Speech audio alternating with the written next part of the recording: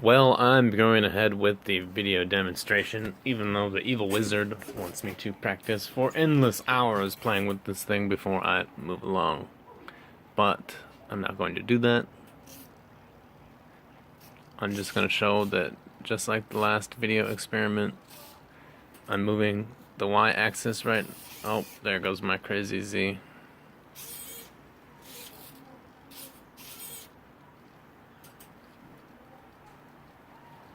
Here's my x-axis.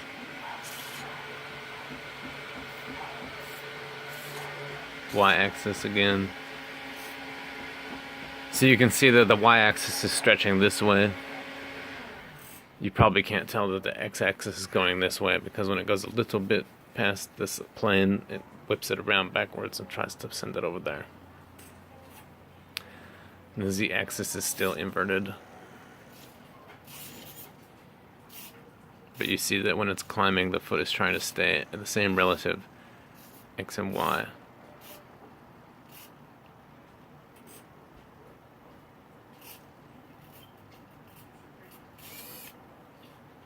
And so what I'm demonstrating here is, here's my z-axis is crazy again, that I'm sending these values over joystick, or over NRF 24L01. Here's my other NRF 24L01. I tried over and over again with those little green ones that never do anything good for you beyond RC switch capability. So I'm going to show those really quick.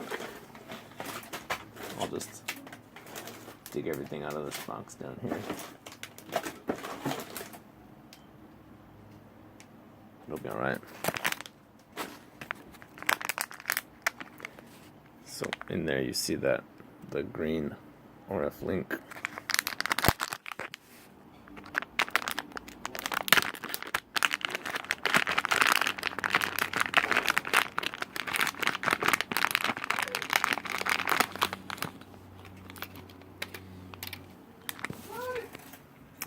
It's a transmit-receive pair. The transmit pair is a little square. And it doesn't send complete integer values very well. There's ways to do it, but I never succeeded. This unit, all of the libraries and all of the support automatically send the full integer value of the joystick rating or other sensor value. So I'm going to be using these for my little projects. The evil wizard would have all of the neighbors in my video making noise at once, despite their silence throughout the entire day. Lots of excitement around.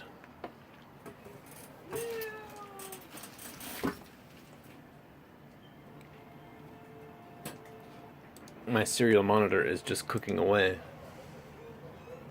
But you can see the XYZ coordinate with the relative. G2 is the hip rotation, B is the hip bend, A is the knee bend.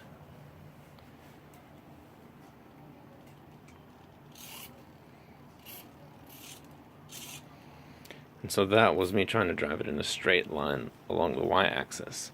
So it did end up there, but it did kind of have some trouble in the middle where it made like a loop still.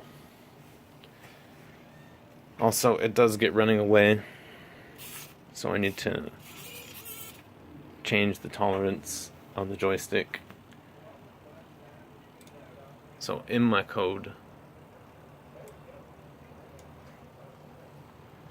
I'm mapping the joystick value to a change in X or Y or Z, and then right below that I'm saying that if the shift is close to the middle, then there's no shift. So I probably need to make these smaller numbers because it really gets cooking, so maybe only 3 instead of 10. And then I can pedal the joystick all the way and it'll move more slowly. And then I won't need to make that slightly wider window. In my mind, I wanted a larger control variation, where you have a gentle push and then a little bit more push, but the leg doesn't move very far. Practical real world distance is so little that it's probably not that important. It probably might be okay if it only has 2 speeds or something like that, and a big window in the middle. And then I still need to play with the ranges, which is the next field. These ranges are too big, and the leg tries to reach those ranges, and it doesn't quite reach those ranges. And then it sends it somewhere crazy, and I don't really understand what's going on there, because it gives it NaN, or it's not a calculation sometimes also. I'm not really sure why that is. In my equation, I do have this one compensation left over from last program, where when the y-axis crosses the 0 plane here and goes negative, it would stay over here only. It would never go to that negative area. And I did fix that one, but I didn't fix anything else.